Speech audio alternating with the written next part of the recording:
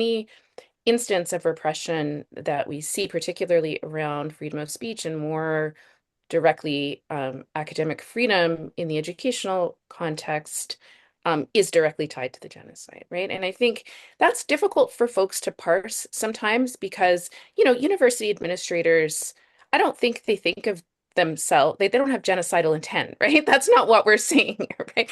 They don't think of themselves as actively participating in a project aimed at the destruction of a group in whole or in part, right? Like that's not how they see themselves, but structurally, um, the design of the thing is to perpetuate the acceptance of the notion, right, that furthering, spurious conceptions, let's just say, of anti-Semitism on campus, right, which have been central to kind of the repression policies, that furthering all of that is actually divorced from the broader genocidal project and is somehow, immunized or is actually doing what they're supposed to be doing. And I think, and you mentioned this in the introduction, this notion of institutional neutrality has been really important here, right? So institutions and administrators want to think of themselves as in fact doing the right thing, right? So maybe